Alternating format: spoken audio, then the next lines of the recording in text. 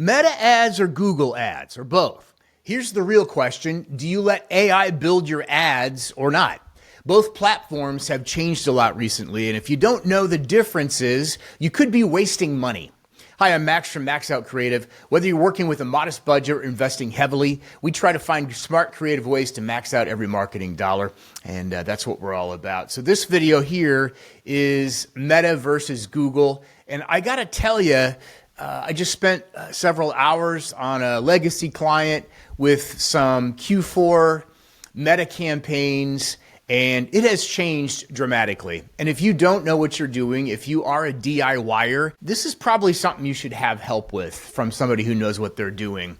Unless you're spending really small amounts of money, and let's face facts, Meta doesn't really work with really small amounts of money. At least that's been my experience. But let's start with Meta. Meta has moved to a fully automated model when you're building ads.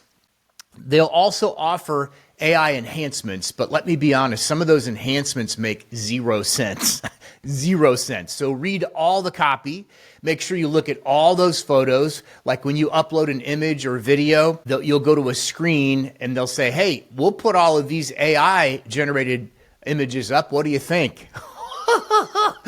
Wow, some of them are way off point. So be really careful and pay attention to what you're clicking on. If you're running Meta ads, you've got to be careful anyway. Don't just click yes on every AI suggestion. Just be really careful. Review your creative, always review your copy.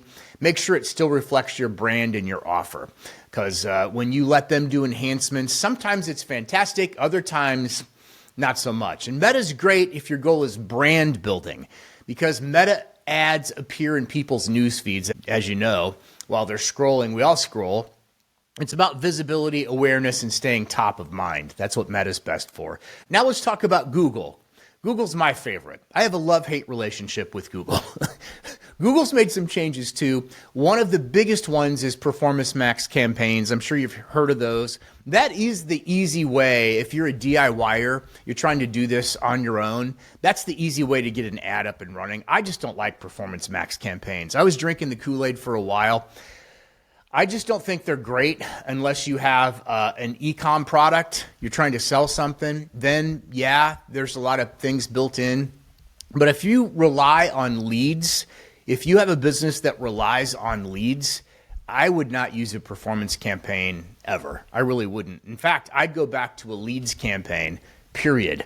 Leads campaign. And if you want to drive people to your website, you could do, traffic or clicks instead of form fills and calls. That's up to you. We could do a separate video on that. Depends on the circumstance. But I'll tell you straight, I'm not a fan of Performance Max at all. And businesses that rely on leads, I think Google search campaigns are still better. Why? Because Google is the best option for immediate need. When someone searches for roof repair near me, Google all day. I mean, that is not going to help you with that, right? For obvious reasons. Think about how you use both of them.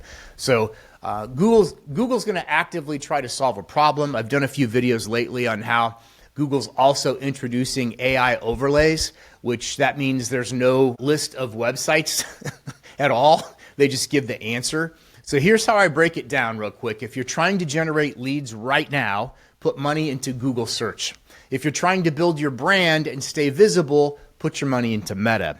And if you have the budget to do both, spend more on Google if leads are a priority, and use Meta to back it up with brand building, brand awareness. So Meta or Google, it depends on your goal. Brand building, Meta, immediate leads, Google. And whatever you do, don't let AI completely take over your ads. You're going to regret that.